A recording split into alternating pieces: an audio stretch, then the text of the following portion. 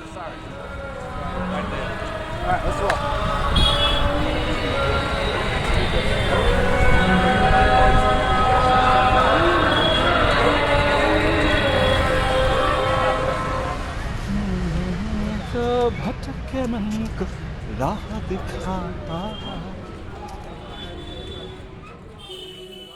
Fourscore and 19 years ago, a letter found its way to a friend buried in the apocalypse, otherwise known as the trenches of World War I. In the letter was a poem reminding the beleaguered soul of walks in the countryside, where two companions had conjured philosophy robed in wisdom, while exploring the forests and the streams, building a friendship durable enough for all the battlefields of life.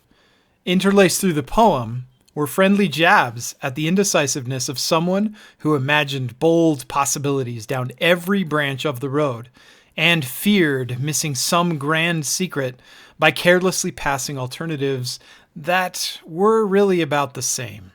Indeed, the author of that poem intended it as a joke, to lift his friend, an attempt to help him smile. Sarcasm about two paths having the same leaves, the same untrodden grass, with air quotes before their time pointing to one as less traveled, surely translated the poet's sigh into a chuckle from the reader.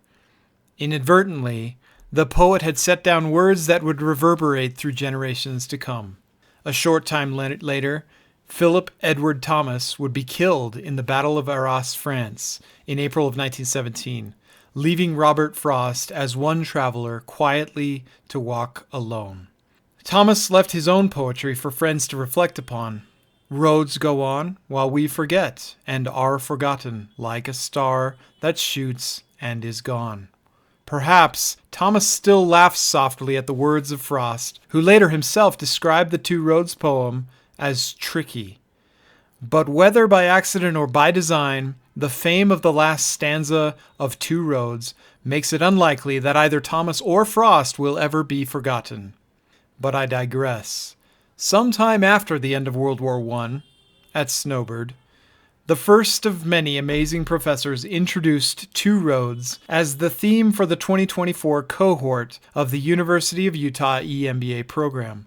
Sure enough, as if to represent the original intent of that text, plenty of sarcasm, wit, teasing, and clapping filled the classroom every other weekend. And more seriously, the journey of this cohort has been complex and unforgettable, to say the least. Who knew that Dilbert would be such a guru of accounting, or that the Bermuda Triangle could have a parallel in the contours of economic field theory, where taxation or subsidies cause value to go poof and disappear. We learned that theory without practice doesn't mean much, and practice without theory doesn't mean much either. We were taught about the vast power of the market and the information to be harnessed therein. We experienced profound change from a few minutes of speaking and listening to friends share, or possibly overshare, deep life experiences. We witnessed how respect and love can break through hardened shells built over decades to protect ourselves. We glimpsed how unique and even opposing personalities can be knit together as one.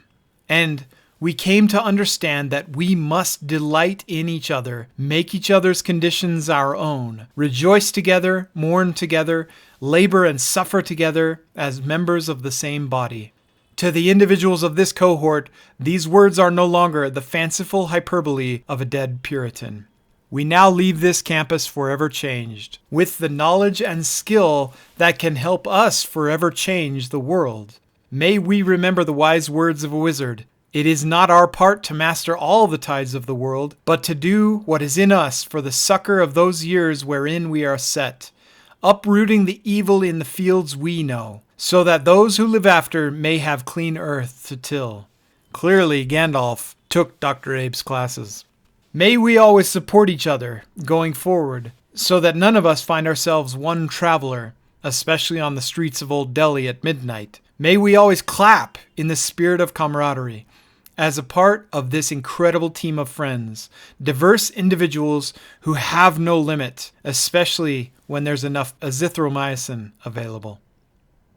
May we also consider another meaning in the words of Frost. Setting aside the air quotes tease, Ignoring which path was truly less traveled or not, let us simply take the one. And on that path, whichever it may be, let us make all the difference ourselves. Congratulations to the EMBA cohort of 2024.